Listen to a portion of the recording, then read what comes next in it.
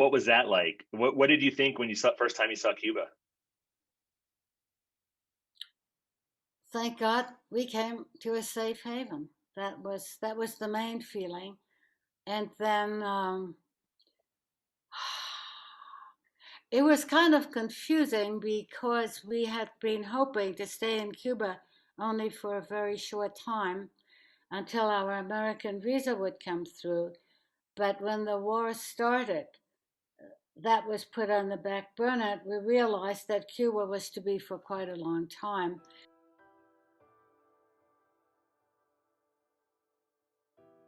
I was looking at the picture behind you, the painting behind you. That's Havana, I believe. Havana Vieja. Do you know where? I don't know if you recognize You it, but it's did. Yeah. Oh,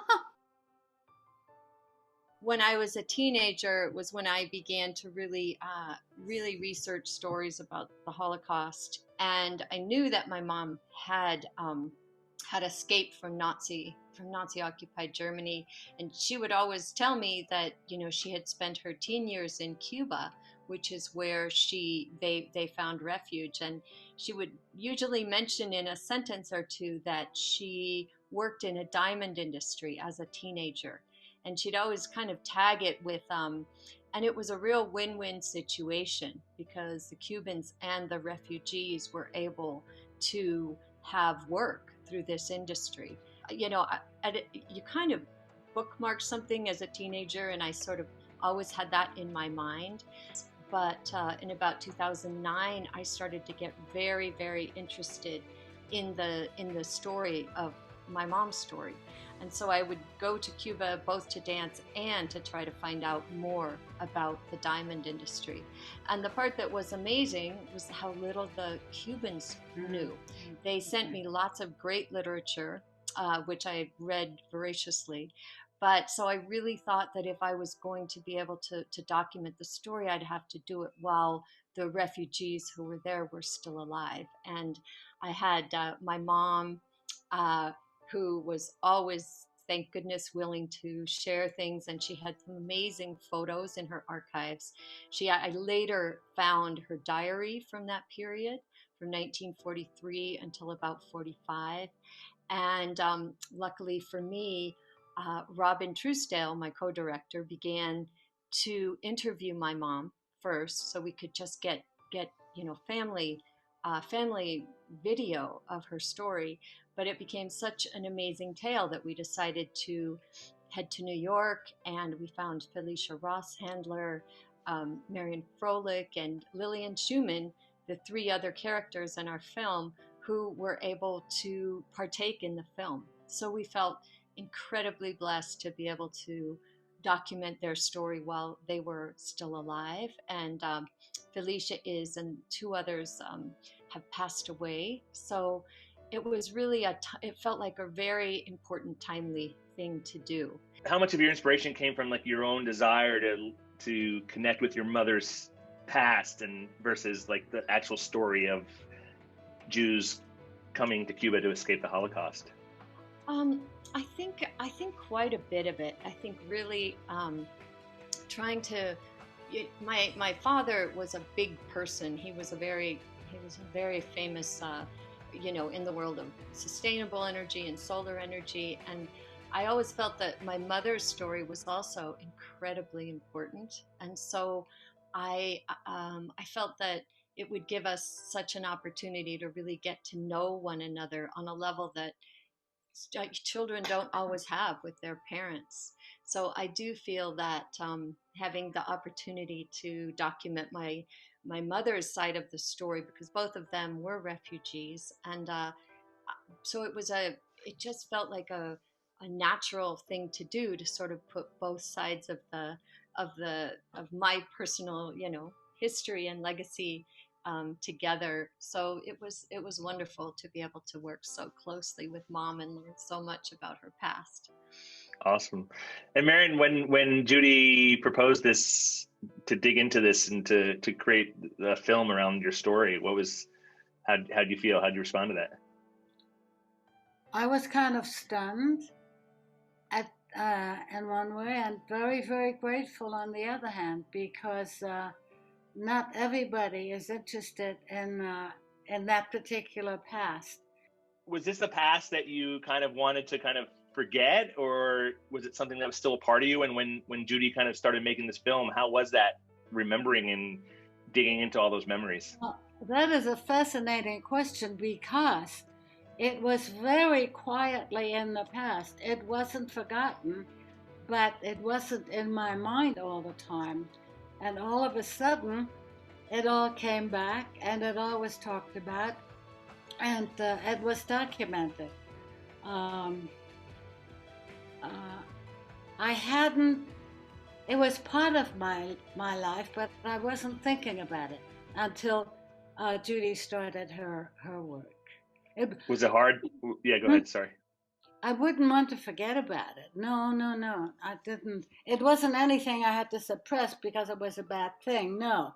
It was a wonderful thing. It was a good thing. It's just that I hadn't thought about it. And all of a sudden, it revived itself. How's that? Awesome. And do I understand you guys are from France? Is that right? Oh God. I was born in Germany. In 1938, we went to Belgium. In 1940, we tried to escape, but we couldn't escape. So in 1941, we went illegally from occupied Belgium to unoccupied southern France, and then went to Spain and Portugal, and in Lisbon took the ship to Cuba. And that's a very concentrated summary of what happened. And I saw the pictures from the ship. Yeah. What was that like, traveling over on that? I was totally unaware of how dangerous it actually was. A very, very uneventful crossing, which could have been fatal because the war had started and the subs were doing their thing. I think most of the people on the ship were fairly unaware of what was happening. Yeah. I remember there was an intellectual from Berlin who kept walking up and down the deck saying, "Have you read Mein Kampf? Have you read Mein Kampf?" And the good bourgeois people on the ship were horrified. Why should anybody read that? But he was absolutely prescient, and he was disturbed by the relative uncaringness of the people that he was talking to. So you got to Cuba. What was that like? What did you think when you first time you saw Cuba? Thank God we came to a safe haven. That was the main feeling. And then it was kind of confusing because we had been hoping to stay in Cuba only for a very short time until our American visa would come through. But when the war started, that was put on the back burner. We realized that Cuba was to be for quite a long time. And so my mother found a little apartment, and I went to a Cuban school for a while. The school went on strike, and it was decided that I should join the diamond industry so I could support my family. It was about 14 or 15 at the time.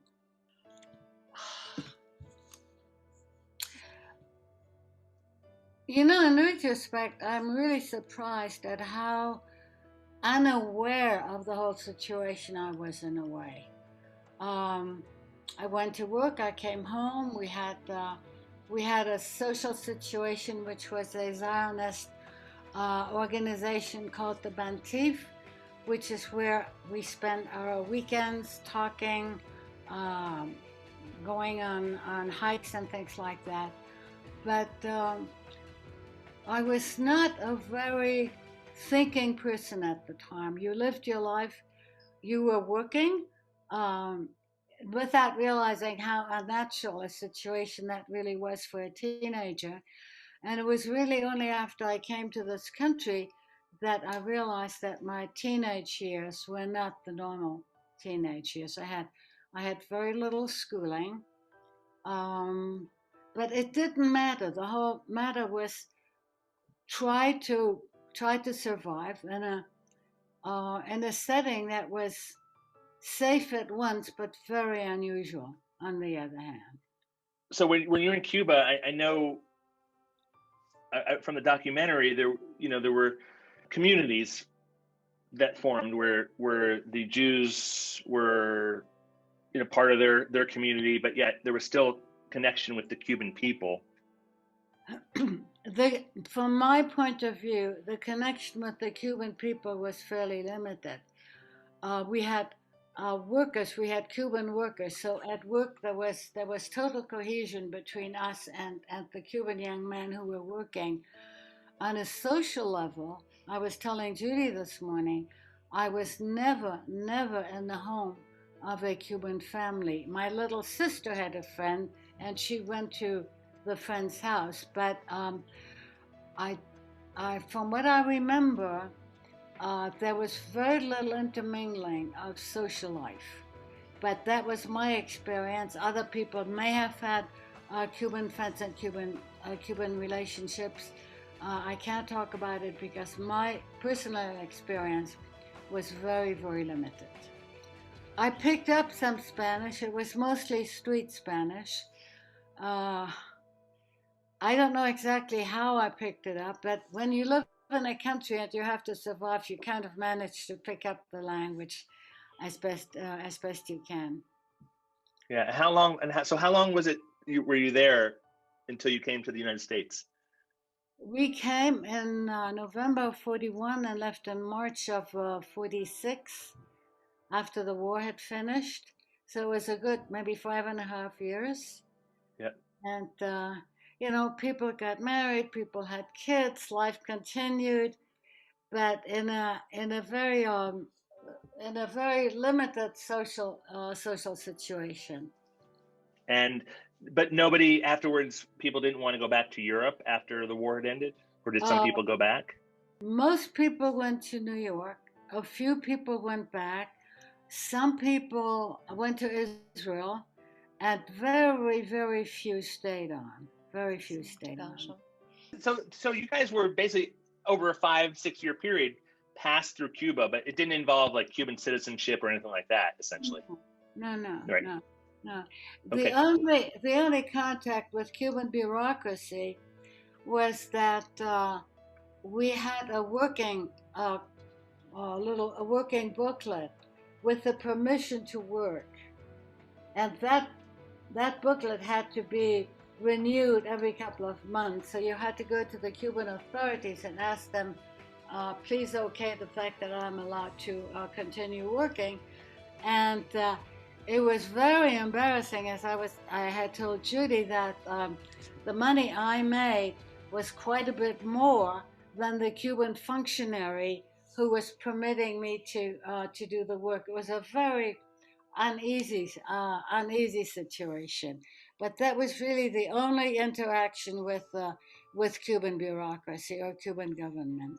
The one thing in Cuba that was so apparent was the disparity between rich and poor. And you felt that something had to happen because it was a complete dichotomy between the haves and the have-nots. And this was 1941, right? And so that kept going and led. Yeah. Now apparently, out of my reach, because I was too innocent about things, there was a lot of gambling. Bugsy Siegel. Yeah. And who was the other guy? I'm sorry.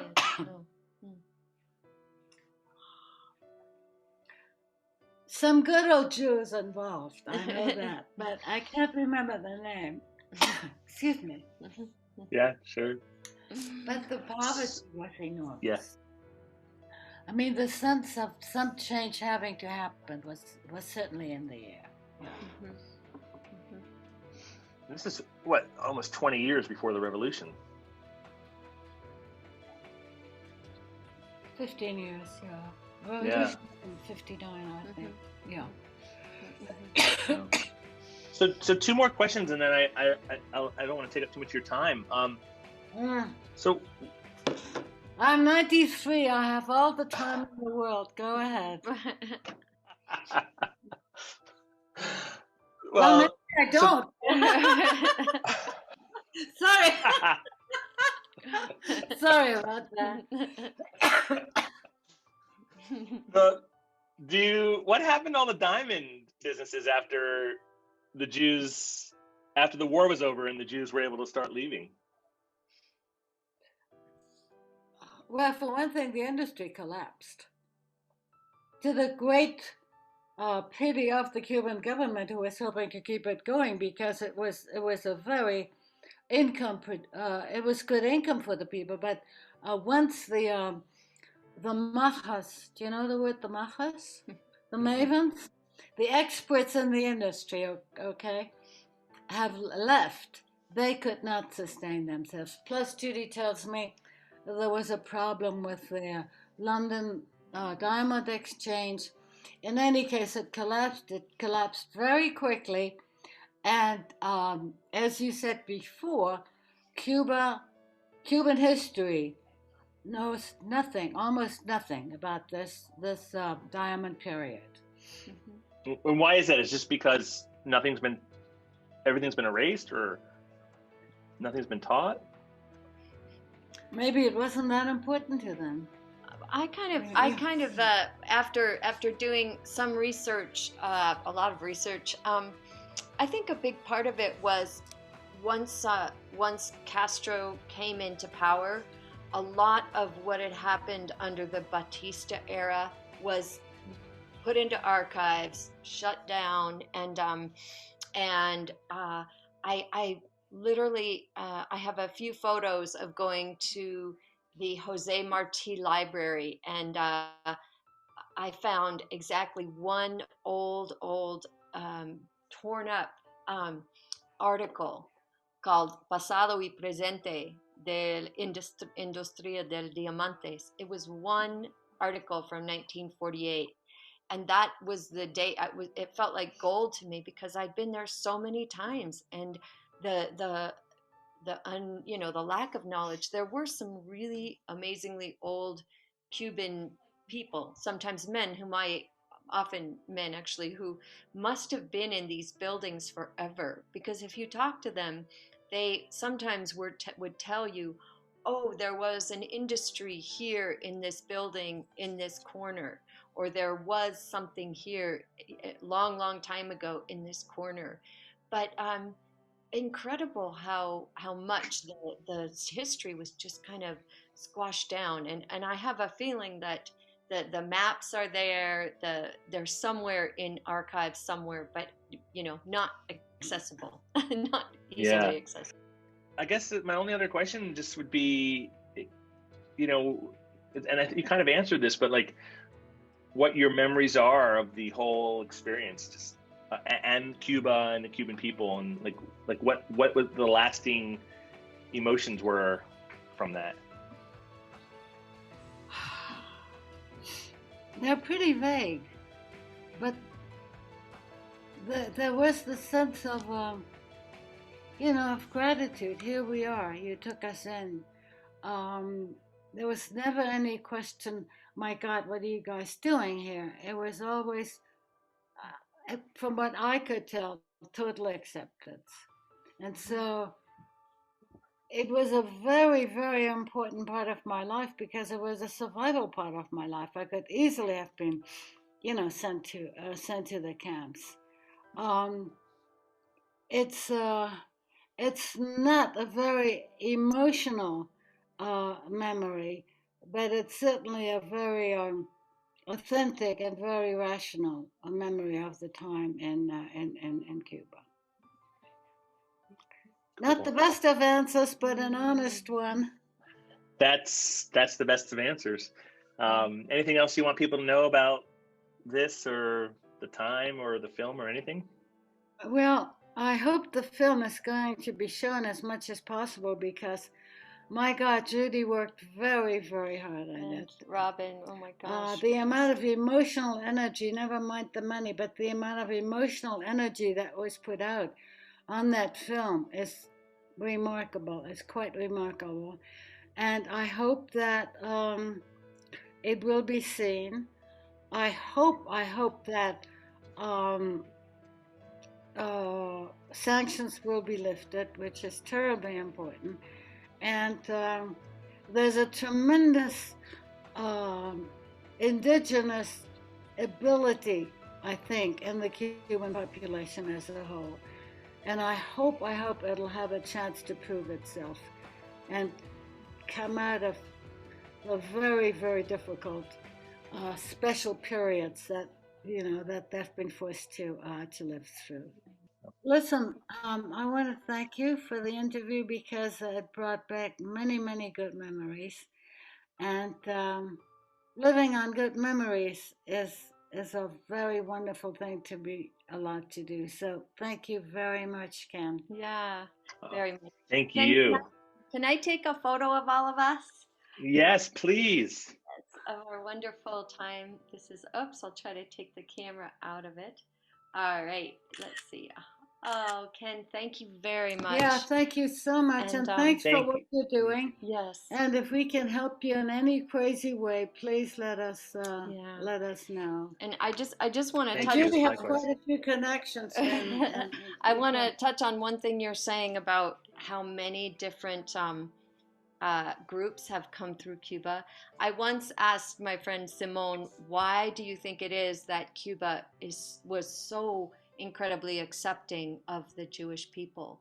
And he said, well, Cuba has accepted, just as you're saying, Cuba has accepted people for centuries, being this island where you've got the Chinese and the Korean, which is new also, and of course the African population, which is so much a part of it. But they just talk so much about this island of Cuba that it's just notorious for having accepted so many people.